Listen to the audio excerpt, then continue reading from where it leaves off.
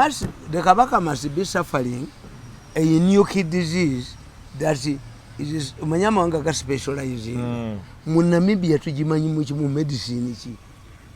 I don't know. Yes. Aliwamusa Muganda. When Namibia. Kubanga. Never read the Namibia but Wadibawa. London. Never read the Bawa. Okay, but Namibia said they have him. Hey. There have been demands, where is the Kabaka, where is the Kabaka? Yes. So Namibia came out to say, we have him, full stop. Mbaka when Namibia, consular wa Namibia, Chirumira, atulagenga ali naye. Chirumira? Omugaga Chirumira. N'abagereka lwaki tali naye. Mayige motoka nzizemba wema. Nenga labono. Labona ali mu bitibwa n'emisinde gyagene. Ate abasikale be basooka okudduka.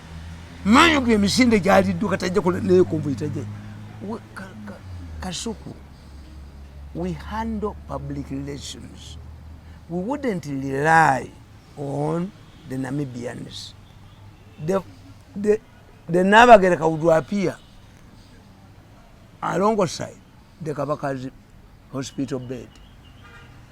This authority, the Katikiro will go, members of the royal family, is where with the war. Njagalombuli, Bucha Kabaka Malami Akajan, has he ever visited Namibia? Obaba Tulimba Tali. How do we prove they are in Namibia? Nakuganti abantu abo bayine ebyobusiru byebakola. Nti Stephen Kavuma yali Minister wa State for Security nga yeyita sabatayiza. Rumors in circulating tijeti mwebaze mufu. Yafiiride Munyonyi nga balwana mugunzo. Abamaje nga tebaagala Kavuma. Baite bamwagala. Kavuma comes to Parliament in military fatigue. I'm coming from the front line. I want to assure Parliament that Jeti Mwebas is there. I even talked to Jeti Mwebas. The Jeti Mwebas in that case, tewali aliddamu kujja ku information. Batu bakujjako hadithi. Nabalaba wano ofuno. N'umuvuga mulaba mitangani eyogeranga amaje. Omu n'aga nti Nyaka Irima afiiridde mu Nnyonyi, omulala n'aga nti afiiridde Katebe nga aboodinga. Why don't you harmonize? Because everybody wants to limelight. To break the news. Why don't you address a joint press conference? Kakati na kino tekijja kikalu bwe kityo. How much money do you know use? Nabaga nti ssanga lya mbuzi. Nono Junju nani nabo bali batulaze nga bali ku kitanda kya tata waabwe. Munnayuganda w'otudde toyugana sooka enkunyumiza omulanzi Jafari Senkubuga asangibwa ku lusozi Lusaali mu Kyaggwe azze okukukolera ku mbeera embi ekulemeddeko ebintu byo byete bulungi ng'erigenda eddamba. Omulanzi Jafari Senkubuge Omukama Katonda gwe yattululako amaanyi ag'ekisalaziba nga gwalina ebirooto eby'omuddiringanwa by'otategeera va mu kwesumagga dduka za wakayiba ku lusozi Lusaali mu Kyaggwe. Omulanzi Jafari akunnyonnyola akawonvu n'akagga ate ng'okukukebera kwa bwereere kubanga naye ekirabo Omukama teyakimusabaako yadde ennusu. Naawe alina ebizibu nga biva ku majinni, emizimu, embeera embi eya buli ngeri. Mutwalire omugugu gwa kutikkule gwe weefunira oluserese tokkalire. Obubaka buno nga bukukutteko kwatalidda mukono wa ntono oviremu ku siteegi y'e Nakisunga. Aba bodaboda bakutuuse nga gwava e Kampala ne bw'okwata eryato ku mwalo Eggaba ne likugobya ekisinsa oba ebule n'obuuza aba bodaboda ojja kuba butoola n'omulanzi Jafari. Oyinza n'okusooka okumanya ebikukwatako nga tonnagendayo ku bwereere ng'oweereza ekirooto kyo ku nnamba gy'olaba. Oyinza n'okukuba ku ssimu eno endala. Awo omulanzi Jafari Senkubuge ye n'oba ng'omukwasizza kibyago kuserengeta mu Kulubagga.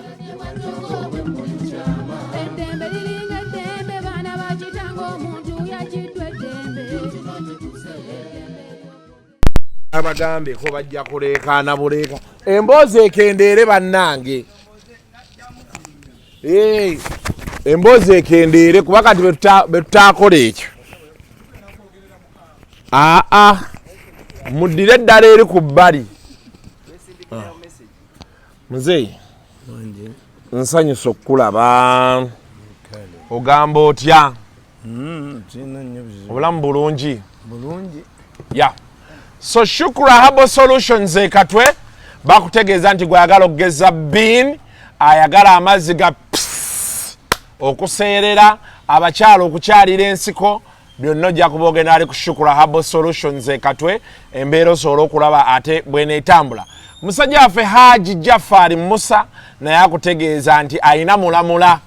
Mbeera bw'eba egaanye oyagala just kupolishingamu ku mukisa ekintu oyagala kyongerayo waliwo omukyala omukwana agaanye oli awo emirimu kugamba gigaanye bajjajjaabo bakyakukutte tebaagala kukuta onyumirwa ensi beera ng'ogendako ewa Haji Jafari Musa mmwe ababba laddu katulina ennaku zino tulina olutalo olwazze abantu bagamba mutuvumira ku social media mutuvuma ku social media gende wa Jafari bakubye laddu omusajja bamukubye laddu misana ntukwa musana nga gwaka papa nange nagwe ngende jikubye ani anti nze nabagamba ti mu nsi mulimu ebisonyiika n'ebitasonyiika.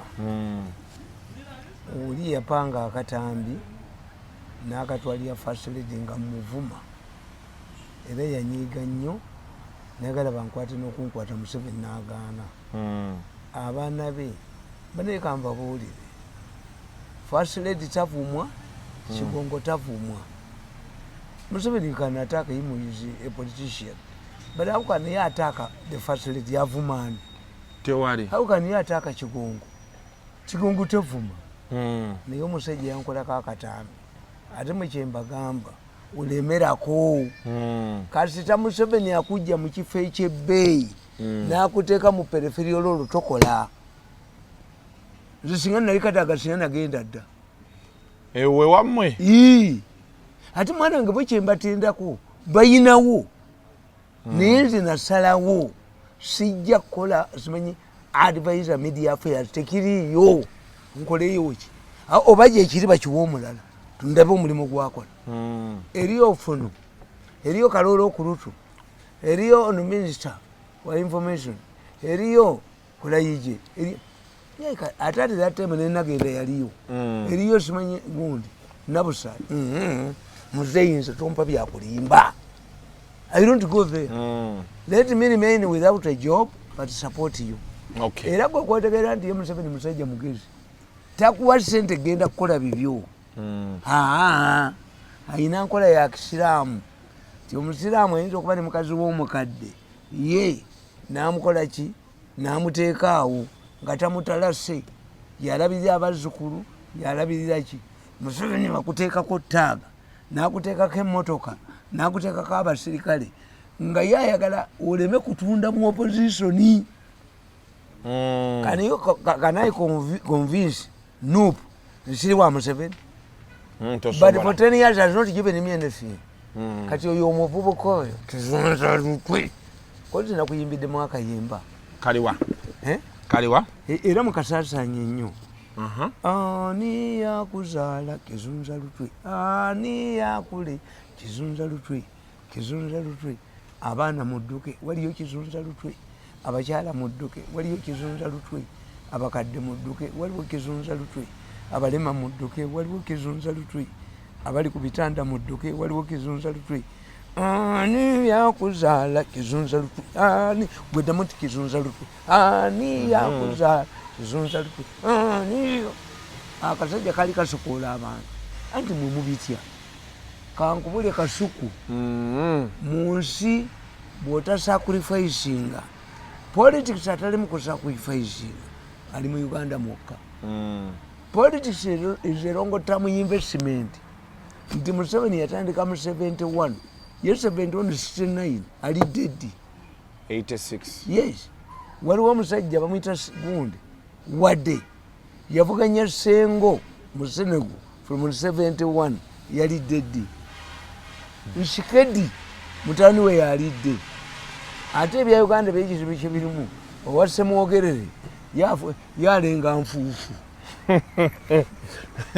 Anyway yowase mwogerere awandika buwandiisi muki kati eyo ate omwana yali omugezi wa Semwogere ye yafa kati eyo famire ya Semwogere Kabuti eya Ben Kiwanuka nyina yali agamba ekintu ekyo kintiisa nnyo omwana ono John ali mu parliament mutyamu yagenda n'agamba nabaga nti nze bane bwenfa tewali ajja wano mulambo gwange sikuntwala mu kyakyo ekibondi kyebikunvumirayo sisomye nga ndiki nze wendi sisoma mu kyaki newabeerawo kyogamba tebakutwalanga mu kyaki waka bakusabire waka Jafari ajja asabe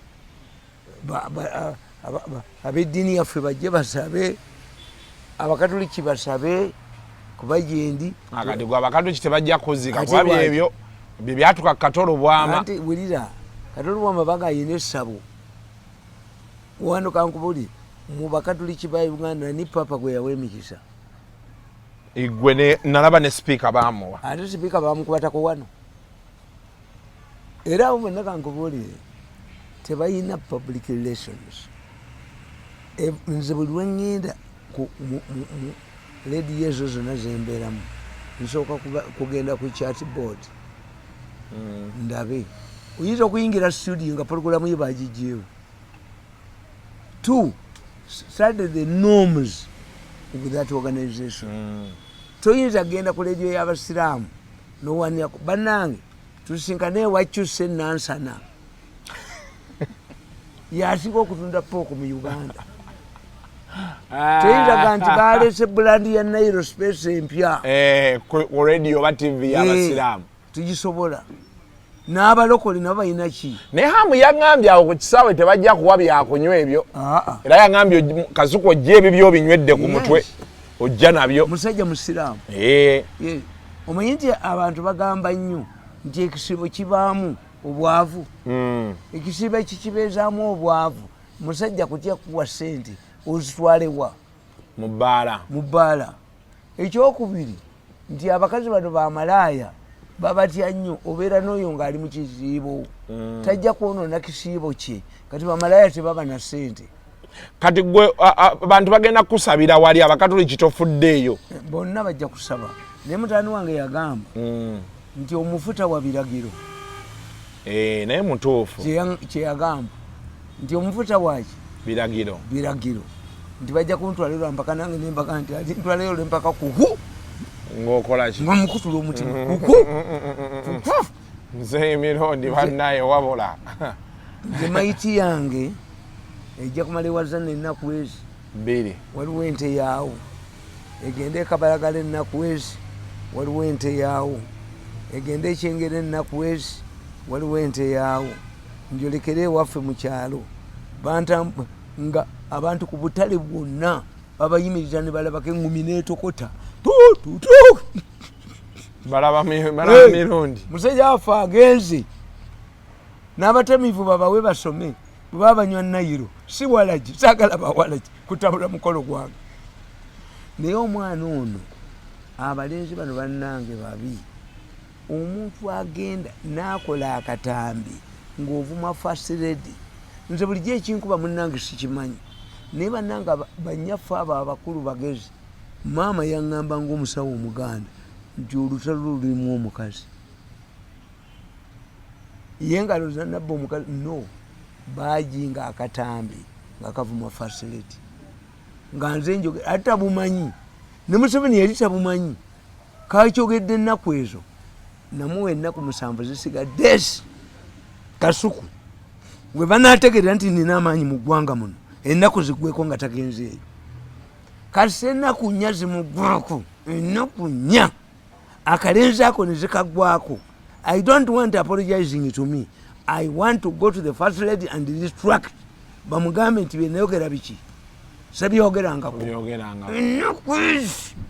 mujja kulaba awandagala envunyu mu mpale mujja kulaba afuuwa evvu tyo nga vvu afuuwa vvu mujja kulaba omusajja nga bwagenda mutoyo afulumya akalimbwe nga tanalye ku nkoko mujja kulaba omusajja afulumya obusa nga tanalye ku muddu nkubuulira ngendo kakolako n'amaanyi gonna ag'oku nsi 4 days remaining olwaliro nagwendabye ku byuma byange mulaba agenze omanyi bo balowooza nti bajampinge we can finance this campaign nedda temuteekamu yadde ekikumi tuyinza okumukuula abamwesi nedda kasajja gwe the most important issue kugenda kujjawo kyewampayirize wa president oba si kyekyo ekyo ligenda kufumuka mu nyuma ekyo kalenzi gwe kitaabu aliyevuma olunaku lwe yakuzaala mwe temumanyi kasukka nkubuulire abantu abawayiriza abalala ensi ebonyeebonye nnyo waliwo omusajja mu Nigeria yali ayumba na munne olwanira na mukazi omusiraamu Christian omanyi omusiraamu kye yakola yaga nti oyo omusajja mulabye agenda mu ttooyi naye amaze kuyiza lupapula mu Kulaani entukuvu ekereria tezasula ku kyalo n'ekkanisa nga ne bano bombi bafu abazungu bakiyita mad slinging ekyo kyangu but marriage singa Museveni ono obwongo bwetabusuza mu firiji nze sinenya naamini naye kano kizunza lutwe nekitabo alyevuma muteego omutego gujja kubeera mu famire yaabwe paka ku muzzukulu wa nakana nga buli omu asasula tuyinza kunkola bintu famire yange bonye bwasokola abantu nakukola ki now let me tell you nti kakati gwokiraba Amini yawamba Obote Lwaki Bulimba oyita Ojoko yali ayagala okufuuka president wa Uganda kubanga bayingiranga bu office kadeti ba senior 4 yengalooza nti yasoma nnyo naye talina mukisa. Politics is luck. Buli kintu mu nsi kyonna ne bw'ona ogenda ewa Jaffaari nga toyina mukisa omukisa gwe gukola anti Jaffaari yagukolerako omukisa naye ayina byatereeza. Yes. Bwaba kubanja omuntu kyasooka okutereeza ng'agenda mu byekisawo kiki bye waabwe oyinza ogana okukola lubaale n'akukuba baatule ne bw'ona ogenda wakojja kimba wa makanika gaazo omala kutereeza wano waka kubanga kyolina okutegeera mu bintu by'ekiddugavu nti Jaffaari naye byamubanjirako nga mwana muto abeewaabwe ne bakola ki yaŋŋamba yagenda paka yalinga China eyo Japan Korea actually ne bimugamba ddeeka ankubuuze kati ebya Jaffaari biyambe eyajemera bannaabwe tebisobola kitegeeza olina okusooka okuddayo naawe ebyewaka byosooka okukola ki kati yakuyambako Tereza byeri emikiso gisabirawa waka naye bw'oba mujeemu nolowooza nti gwe wamuganda omukola nze bajja ewange ne bagamba njagala onkwatira emmotoka yange bagibbye ne mugaba ebyowamwe byalaga wabitwala mu balokole ne babyokya ate oba gwe wabyokya kala toyagala ebyewaffe biyambe ebyewe kiba kitegeeza kyova olaba nti kiri bwekiti nalaba omukazi mu State House nenseka naye teyategeera lwaki naseka Museveni yamugamba nti abaana baffe abaabalwanyi bali luddawa nga baawe yali mu lwanyi namugamba tebasoma tewali na UPE ebyo waliwo omuntu atwala omwana we mu bonna bakone Museveni yatambula butambula. Do you expect Uhuru atunda pirawo asinga obulungi okuwa ssente ogule walala tasobola kakati Museveni toyinza mugamba nti BUPE bya bonna bakone ate oyagala akuwa ssente kati akuwa eki you abuse his system ye yennyini nti tekola waaki lwaligambye nti ssebo mu masomero agamu ng'abaana abo gye basomera abasomesa tebabeerayo ebitabo tebabiina tebabifuna but tosobola kuvuma Uhuru n'ovuma pirawo we noga nti ajja kuwa ssente olyewa ewalala tekisoboka. Okay. Producer njagala tufuneyo awo akalamu kamu mubiri then tutandike show tugenda tandika na mikono egigoba mpuuga gyeyongeddemu ebbugumu.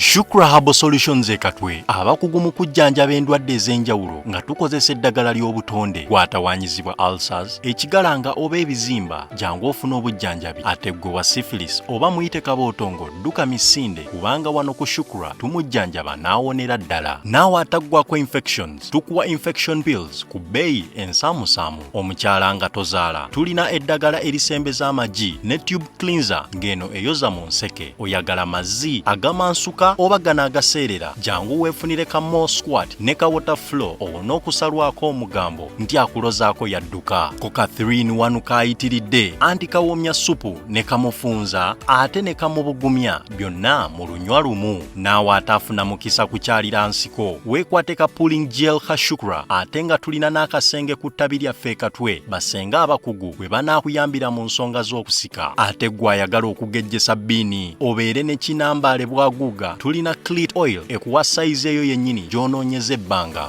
Gwe omwami ayagala okulwa mu kisaawe tetukusuuliridde twakukoledde ka jab ointment nga kano naawe yakozesaako enkola y'okwematiza oba giyite masturbation kajja kukolera oddeku original. Oyagala kusala mugejjo naye ng'obudde bwa jimu tobulina jangu tukuwe slimming tea. Naawe ayagala okugejjamu tulina weight gain products ez'enjawulo ezigenda okukyusa endabikaayo. By'osiba bikutuka oba bandoga wagifuula ng'ombe wuwo tulina lac powder ne kyambuluzi agoba ebisiraani n'ebyokoola ebisibya emirimu gyo. Gw'alina omwagalwa eyakubulako jangu tukuwe Caritan oil ajja kudda zambiro. Ate gw'ataweebwa jangu tukuwe kamuweebwa extra olikomawo kwebaza. Tutunda kamu ate nga tusuubuza n'okusuubuza. Gw'atwetaaze tukubire ku nooti 751 884 43 14 oba ku WhatsApp ku nooti 777 74 85 73 ne ku nooti 744 85 68 77. Shukra Pure Herbal Solutions.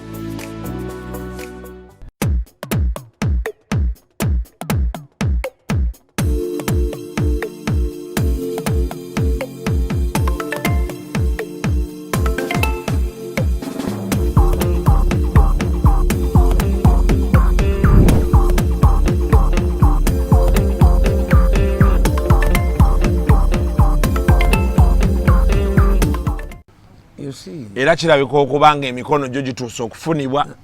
Anti kankuli bamugoba mu parliament. Bamugoba kuba commissioner. Yes. Nze mbabuulira mbagamba. Abannoopu baali bamugamba aveeyo n'agaana era Namboze namulaba agamba nti mu meeting bamugamba. Twogera ku Namboze, twogera ku Namboze. Namboze mufere. Twogera ku Namboze. Mu bantu b'ekitiibwa respect. I can respect Nanda, but I don't respect Namboze.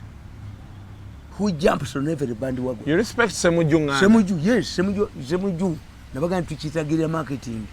Semuju guerrilla marketing himself as an anti-Museveni. Semuju will always ask, set out expenditure, whether Nachobe is there or not. That's Semuju.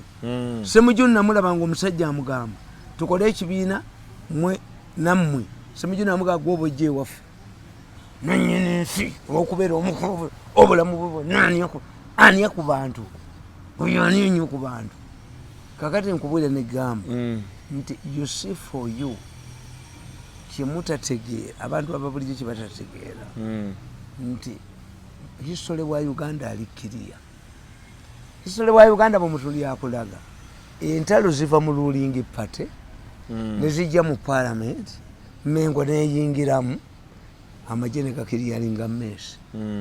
Disi bw'oba olina abaana ng'abaana bo bafa beegaaya buli lwalaba eyeegaaya otya. Ffe fear yaffe gye tuyina. That's our fear. Kankubuulire gundi yali komisona Nabbanja Ogwanga yali komisona mu parliament. Kadaga n'agenda ewa Museveni n'amugamba bantawaanya n'abawa obwa minisita obwa komisona businga obwa minisita. Ekyo badde okimanyi? Madde sikimanyi.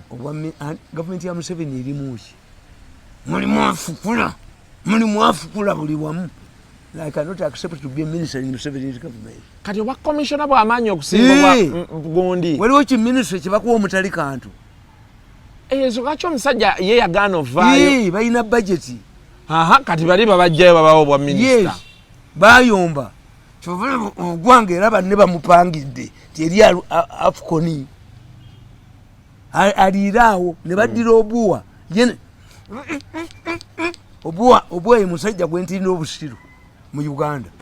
Once you change me from one docket wali sente nontwale watali ayiwokawe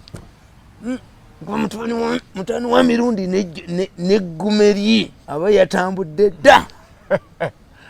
So kati tuddeyo wali ogambye nti byavanga bwa yes kakati mwe kyemutamanyi nti when there are people what we call guns for hire. When I see Sekikubo I know who is hiring.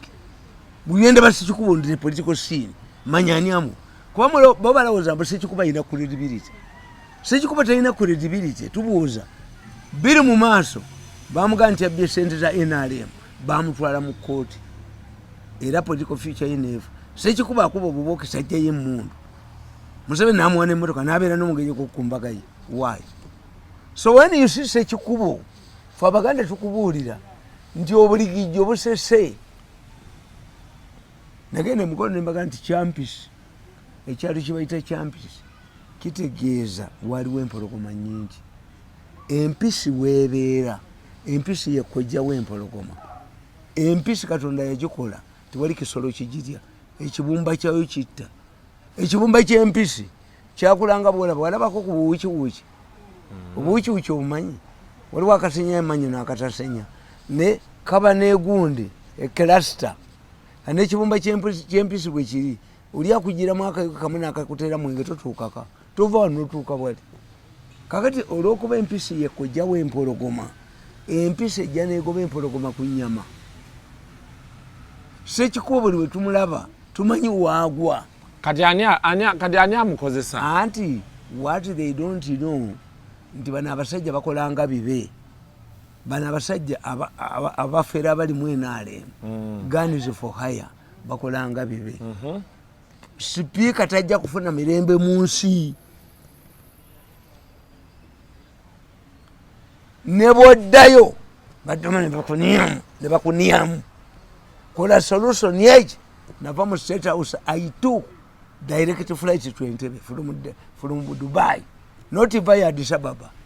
Alikinyamba nti alikisoma ku kabuli yange nali kadibajira wa Museveni sema media afa kukwatirawo tekibangayo kuba bo bagezi nti in my case batwala 5 billion nawanikako munne waggulu namuwa miliyoni 7 embwa ya Mirundi bagitwalewa new vision kati Muzeeyi Mirundi mujozi we offer this man wants to access this million 5 awulidde Museveni atwala wayo buli lwe muwulira bweni buli omuwulira ng'ayogedde nkola kirala kati Muzeeyi Mirundi mbadde njatuddeyo wali kati kyogamba nti you don't want Mpuuga to be censored. They are not attacking Mpuuga. Fe Abaganda tukuga nti oluli omwana luba lunoonya njina era fe Abaganda ekibanja tukisengukamu baga nti omwana tatta ekibanja naye omukazi. So who are they after? The speaker. Bano ba Sekikubo bibe hired foxes balina omuba ebyo byonna bayite eno kumuwiikeringa asigalemu omanyi bwe bakujoga ne bakuniyamu nokkiriza bakuniyemu bakunyalemu omukakuniyemu nekizunza lutwe. So kati ebya speaker Amongo bibi yabalima tebasobola mujjako but what they are going to do to weaken her ndi goloza kasabakuniyamu kasitokiriza ne bakuniyamu ate biteekeko kasitokiriza ne bakunyalamu ne bakufuula ekidoli ne bakiniyamu. There has been a question. There is Mpuuga and the other 3 commissioners. Then mu commission yemu kuliko speaker, kuliko prime minister, kuliko ani omulala chief whip wa NRM if I'm not mistaken. And with people asking why are they after only these 4 people? Banoonya speaker. Sekikubo the dog is over. Sekikubo abantu bajja kukyawo. Zinange mbadde mwogera naye kati ngenda muvaako kuba tategeera bali bamukwatidde eri ne bamusiba abantu ne bagenda. Sekikubo olimbye abantu okoma you are a dog of war. Bano bagezi nti ngende olaba abasajja bano ngende 5 billion nanyi ninsazi tutte mutani wa Mirundi bamukanyuke kujirikitiko basuula embwa naye bwana enkya bampita enkeera nkomewo mukaniye ngani mwana situlika nebbomu situlika nali basemu Muzeyi Mirundi for you believe nemukubira ddala obujozi bwe nembu mujjamu si myaka 5 si myaka 10 kati fo obwavu abaana kabagana okusoma nenga sifuliddwa ekidoli kyakunyebwamu buli agala now betuva awaawo andi nkubuulidde nkitegedde Muzeyi Mirundi nkitegedde kyogamba what they are doing. It is not easy to impeach a speaker. Si changu. What they are doing now is to incapacitate her. Atine decision yonna.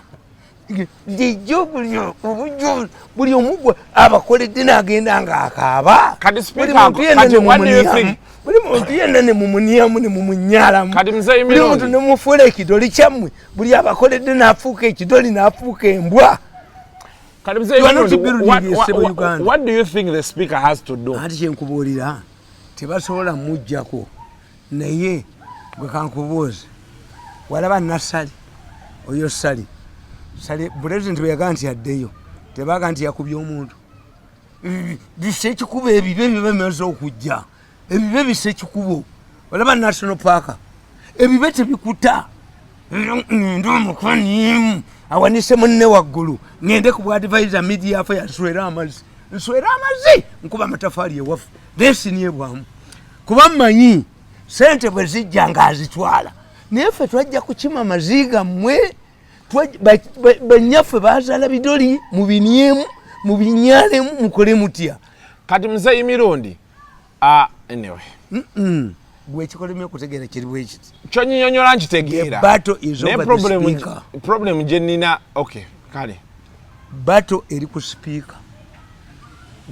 when they see bagezi can you impeach a speaker is a long process okujjako ng'omuyise mu kintu ekigamba kakati ye bakiyita batya nti otuuse mu mbeera etekyakusobozesa kubeera ki sipiika gwe tokyasobola kubeera ki gwe obusajja bukulu obukoze eki bukuweddeko tokyasobola kubeera mu kifo kye moral turpitude mu luzungu bakiyita moral turpitude oba mu mateeka bakiyita batya you've lost credibility tokyasobola ngawakola naye buli yali mu lukwolo buli yeyanja ajja kutegula tewali kusonyiwagana ku nsi mu kabbuli muggulu sibasuubirayo abattala naye ngenda bakunyira akalenzi kano bajja kawuli ekitawali ekyo kye baliko nti baagala sipiika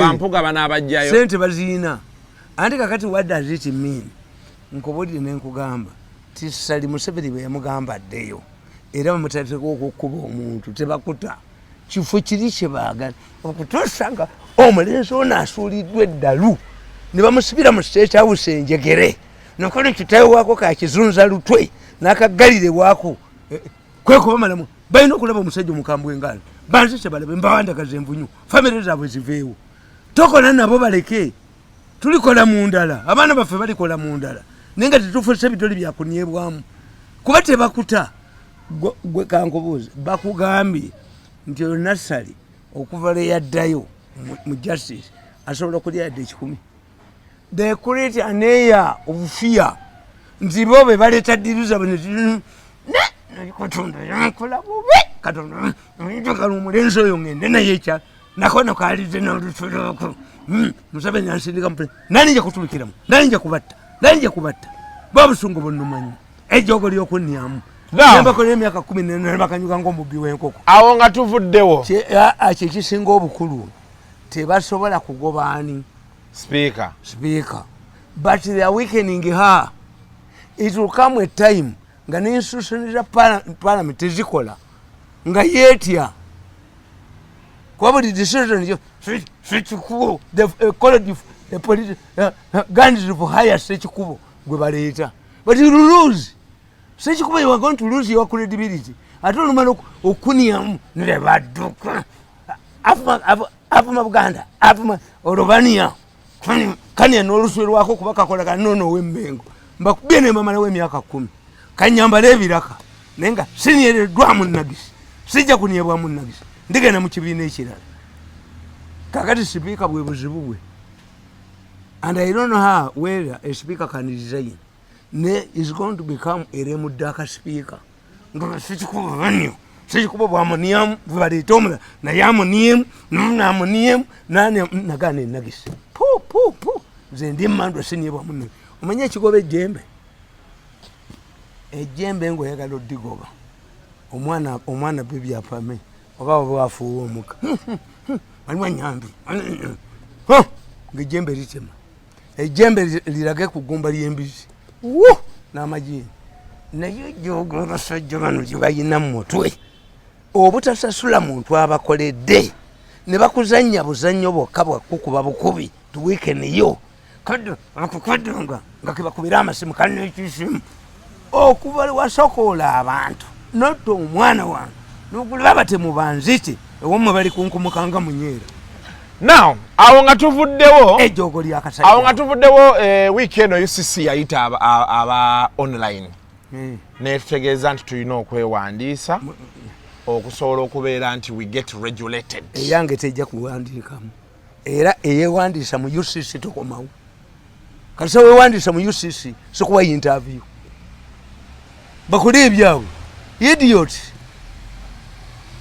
the moment anybody who goes and become answerable to UCC I will not going to grant you interview kati awo nange obongobye ngoba kuba batajetinga nze batya 19 million people kati kuliko abantu million jogo bajja kunia kubalala I can even go to Kenya gye batafuga you cannot control olaba China yali mu social media jogo oyo nyombi temba gana mu baba mwaso omutwe bajja mu baba mutu nyombi tembo muleke taina posibo whoever goes to nyombi tembo and registers his or her I will not grant him an interview nze njagenda ge Kenya mbikole enkomewo ejoko lyabwe ejoko liba eribanyesa ku bantu ndikube ndi malewu nzisina biwulira nako naye buli agenda naye wandisa mu UCC forget about interview mazayibiro dineka liteka litugamba tulina okwewandisa mugendeyo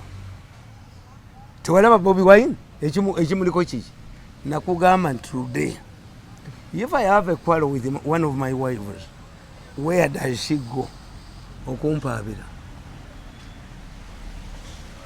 wa mama o family ya feyuka ogenda mu church nina omukazi omu ogenda mu basiramu nze ndi musiramu ekitegeeza I created a puzzle unsolvable puzzle we must sit with my wife togenda mu court to seek redress no that's one kakati Bobi Wine yakola ekintu if you want your freedom retain it if you bweyagala ekibumba ttente governments are always itching to grab your freedom when I hear UCC nti wagenze kasuku ne wewandisa mu UCC nja kukuba enyondo mutwe ng'okomyewo wano anybody registered by UCC I will never grant him an interview me I can drive to Kenya nekola program naye ngo wano tebaniyeddeko nnagisi bagala kutunyaalamu what they should do train people address the issue why are we having impressive following lwaki bo tebayina bayina babloggers bebasasula bayina bebasasula ku masimu ng'olyose nombuli kende omuntu yenna eyowandisiza mu UCC sijja kumuwa interview naye drive to Tanzania drive to Kenya mpeewo ebintu byange naye ejjogo ly'ennyumba tembo ndijeewo tandaba naye basajja muleke yakajja ne mu office tumumanyi kalisa akakuba ne kaduka n'empaliza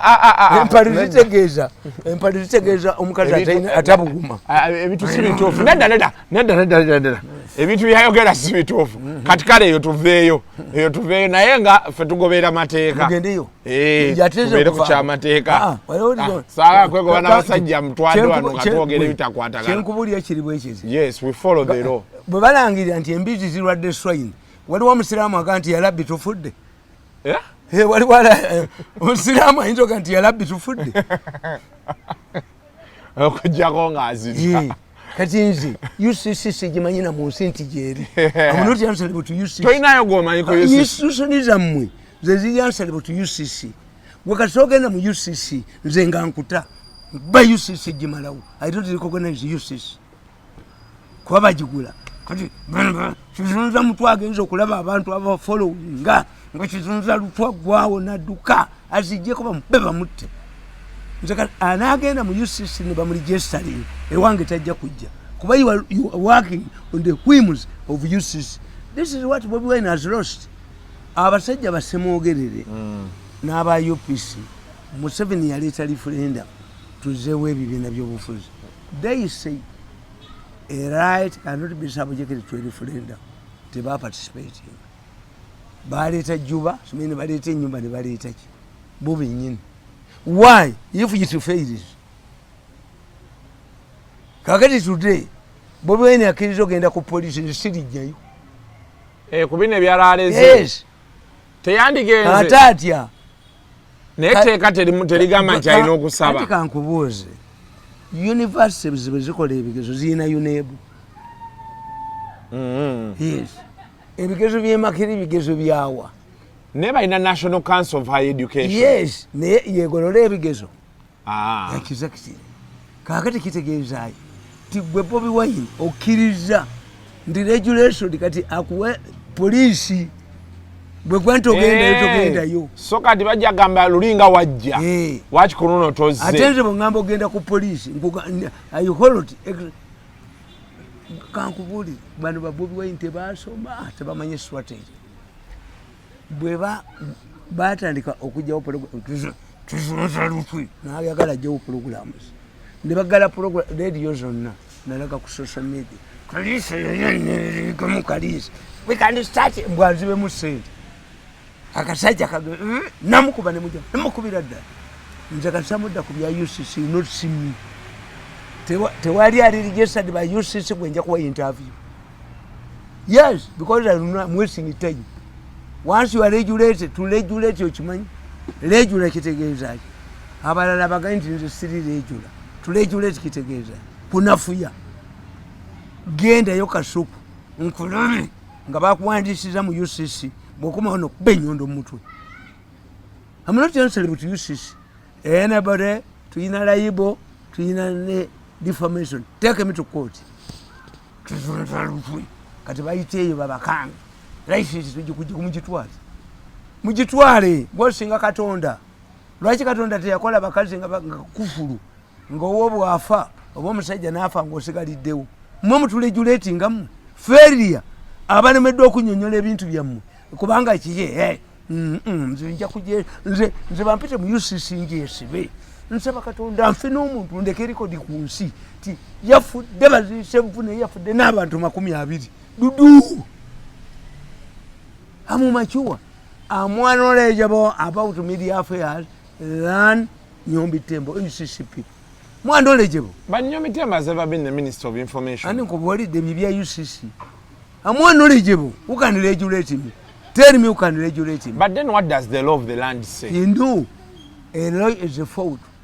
Na fighting a take area. 1995 media law. But take an international organ. Professional body nijwa eriruddawo mugende babafuge nze kenkutegeera nti oli wansi ebyo byetuwulira eno banka erabirirwa Bank of Uganda nzijayo sente zange waliwo banka ezigudde nga tezirabirirwa Bank of Uganda Bank of Uganda tutema butemi eddiba lyengo lireratirale nti omugenzi fe nga tutema omuntu yenna n'agenda neyewandiisa mu UCC sijja mu interview. I don't recognize UCC. Munyisusumiza mwezi recognize. Eyo ndowoozayo. Yanti nkubulidde. Kasitogenda ne weewandisa mu UCC sijja kuwa interview. Now ogende Nyombi akuwe interview. Ye Nyombi akuwe temudda. Kwendaba omuntu yenna agenze yeewandisa mu UCC. Tajja kuddamu sijja kuddamu mu interview. Nina ekintu kyenjagala okubuuza. Naye omutima guŋŋaanye kikubuuza. Saagala kulimba. Njagala kikubuuza naye ogenda kunziramu ekintu. Twegobe n'abantu. I know how to control myself. Are you going to control yourself? I react according to provocation. Gendo buzamiria, gendo buzenacho. Now, one of the most obedient people. No, you know, mukoyo yokola okunya. Nekizonza lutwenga basemi. Basaba. Ebbaluwa yavudde Namibia. Ne bagamba nti bali ne Kabaka nga bwe wali waŋŋamba in one of private discussions. Namibia ali mu hospital ali mu ddwaliro. Yes. Lijjanjaba baki? Nedda. Kubanga yes, the Kabaka must be suffering a unique disease that is manyama wanga ga specializing. Mu Namibia tujimanyi mu medicine ki? I don't know. Yes. Ali wa musawo Muganda owe Namibia. Kubanga n'abalwadde b'e Namibia batwalibwawo London. N'abalwadde baawa. Okay, but Namibia said they have him. There have been demands, where is the Kabaka, where is the Kabaka? Yes. So Namibia came out to say, we have him, full stop. Ombaka we Namibia, omukonsula wa Namibia, Chirumira, atulagenga ali naye. Chirumira? Omugaga Chirumira. N'abagereka lwaki tali naye. Mayiga emmotoka nzizemba wema. Labono ali mu bitiibwa naye emisinde gyagenda ate abasikale be basooka okudduka. Mayiga emisinde gyalidduka tajja naye konvoyi tajja. Kasuku, we handle public relations. We wouldn't rely on the Namibians. The Nabagereka would appear alongside the Kabaka's hospital bed. This utility, the Katikiro Rugo, members of the royal family, is where with the war. Njagalombuli, Bucha Kabaka Malami Akajan, has he ever visited Namibia? Obaba Tulimba Tali. How do we prove they are in Namibia? Nakuganti abantu abo bayina ebyobusiru bye bakola. Nti Stephen Kavuma yali Minister wa State for Security nga yeeyita Sabatayiza. Rumors ne circulating ti Jeti mwebaze mufu. Yafiiridde mu nnyonyi nga balwana mu Gunzo. Ab'amagye nga tebaagala Kavuma. Bali tebamwagala. Kavuma comes to Parliament in military fatigue. I'm coming from the front line. I want to assure Parliament that Jeti Mwebas is there. I even talked to Jeti Mwebas. The Jeti Mwebas yafudde ennaku ezo. In that case, tewali aliddamu kujjako information. Batu bakujjako hadithi. Nabalaba wano ofuno n'omuvuga mulaba amitangani yayogeranga amagye. Omu n'aga nti Nyakayirima afiiridde mu nnyonyi, omulala n'aga nti afiiridde Katebe nga aboodinga. Why don't you harmonize? Because everybody wants to limelight. To break the news. Why don't you address a joint press conference? Kakati na kino tekijja kikalu bwe kityo. How much money do you know use? Nabaga nti ssanga lya mbuzi noono Jjunju naani nabo baali batulaze nga bali ku kitanda kya taata waabwe. E Nigeria Yaladua Obasanjo yali tayagala vice we Atiku. Naye nga choice yabo ba Nigeria babayina enkola.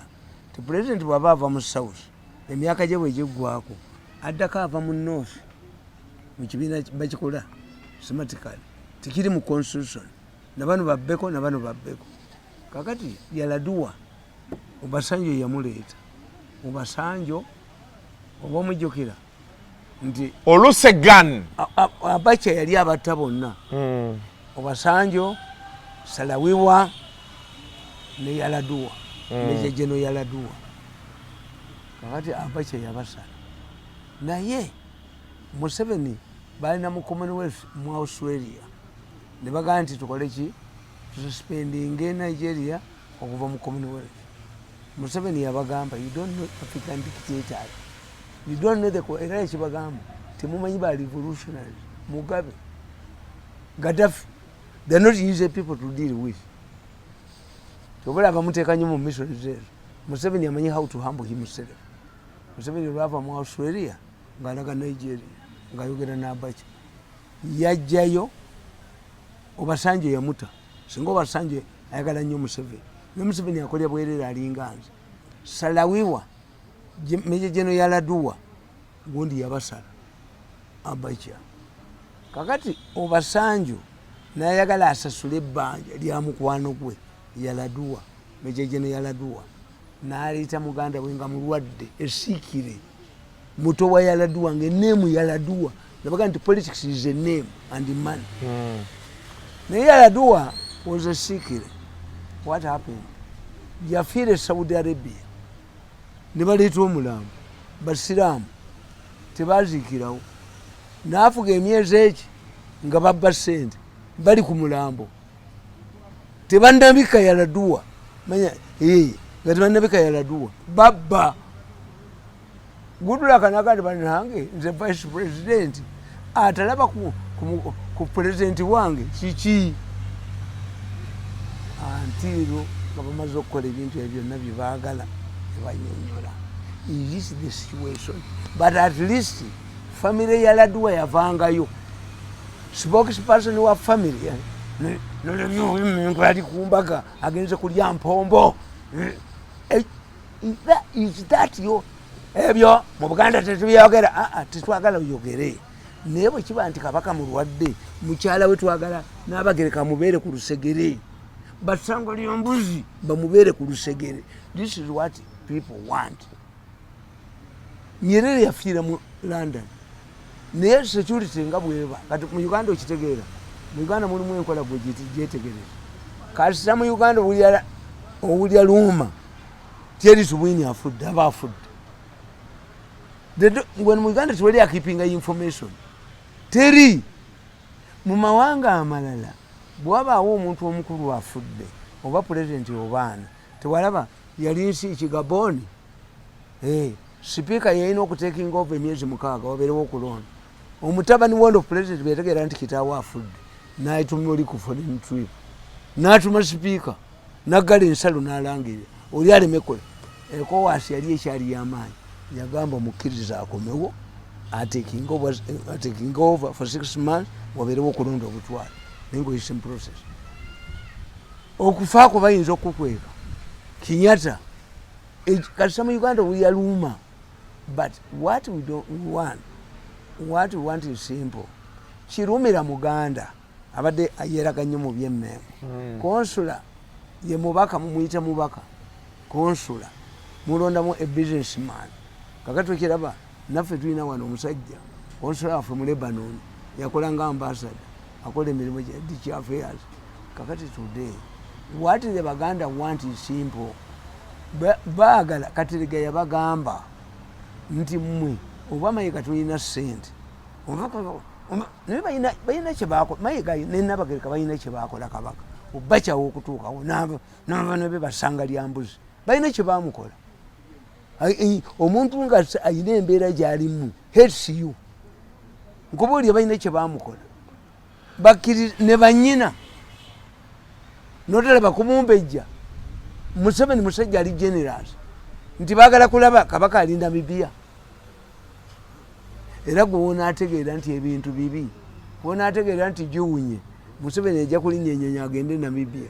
Kati solaba Museveni nga agenze mu ddwaliro okulaba omulwadde okugjako bebikulu manya awo otegeera nti eri malayika ekima abantu ku nsezze. When you see Museveni visiting a person at the hospital ennaku ezo badokita baba bamaze omubuulira nti omanyi waliwo kye bayita medically dead. Medically dead. So for you believe Kirumira should have issued that statement? Yes. Kirumira knows how powerful the Kabaka is. He knows the influence of the Kabaka and the tension we have. Kirumira yalirinnya ennyonyi kali gwe statement togikiririzaamu yafulumye. It means waliwo ekitali kituufu. N'abagereka lwa boarded a plane n'agamba nti yagenze kujjanjaba bbaawe oba baatambuddeko bombi. Kankubuulire ng'oli informed era nze kasuku mukwagala nnyo kubeera informed. Do you know lwaki Abangereza baategeera nti Diana ne bbaawe baawukanye ne Charles baali Singapore. Baagenda Singapore abaana ba traditional dancers ne babazinira nga Diana atunudde n'ono atunudde bakuba ekifaananyi. Diana n'agamba our marriage kayogera katya akakazi ako kayogera katya kayina ekigabo kakyogera nti marriage yaabwe is what ejjudde overcrowded. Kayogera statement eyo. Yeah, 3 people. Hey, kaga nti our marriage is overcrowded. Tomanyi nti ate nako kaali kafunyi akasomesa endogoyi nga naye mukubi nga nono yaddayo ewa paaka. Diana yagamba our marriage is overcrowded. Tikyali mu bantu bameka? Babiri. Waliwo Ali Go yali vice president wa Bill Clinton. Abantu baali tebakimanyi yayawukana ne mukazi we bonna ne beewuunya tebalina sekandi tebalinaaki kozi omukazi yali amaze okukitesitinga nti gundi nti Ali Go ayina omukazi gwe yazaalamu omwana n'atamulabirira keesi egenda kujja mu kooti yeetakafiiramu. So tetulina public relations. Our problem is public relations. How do you handle issues?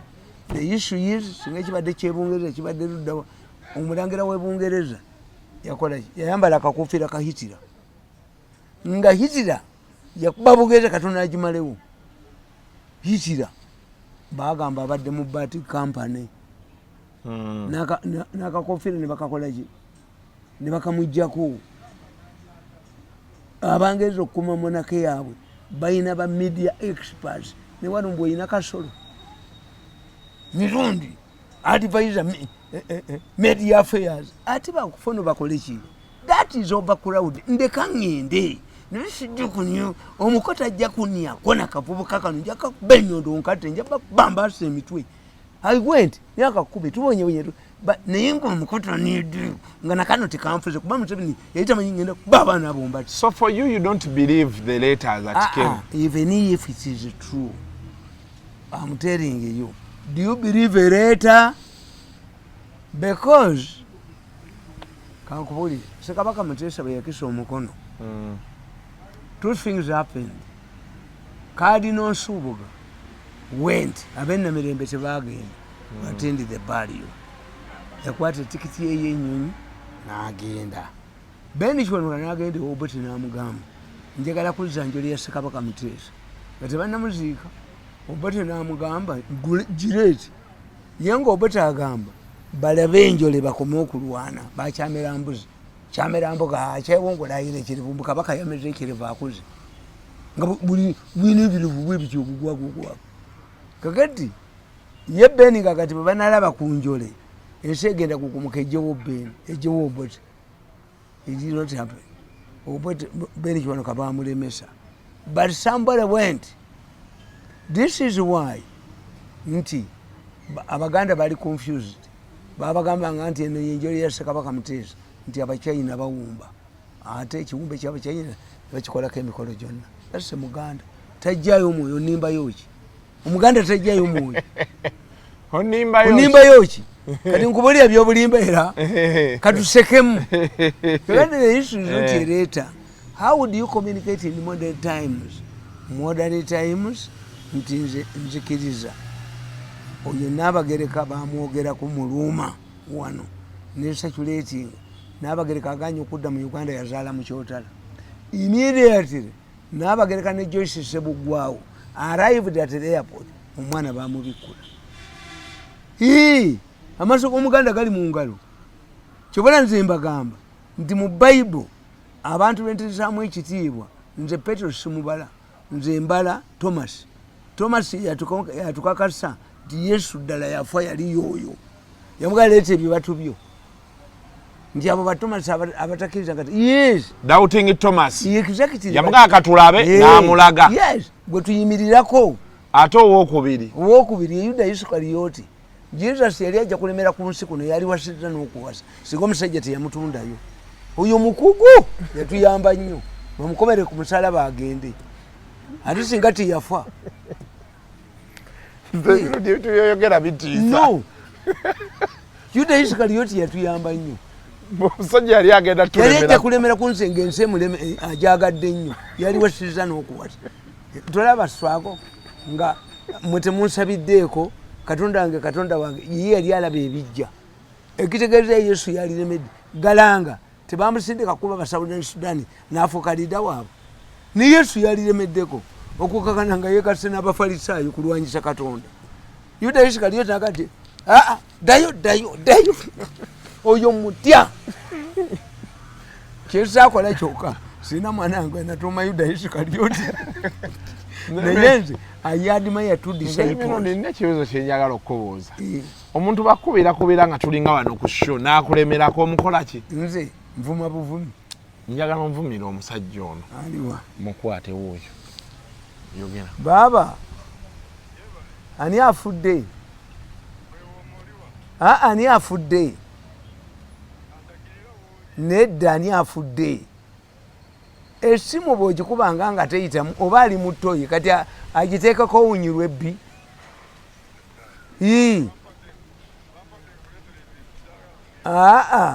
ebintu byoleeta bidduka olina nkwale mu nsabo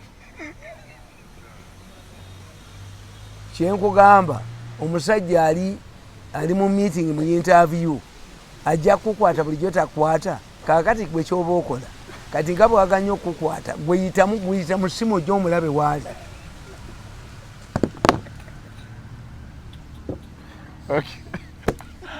until next time mubeere bulungi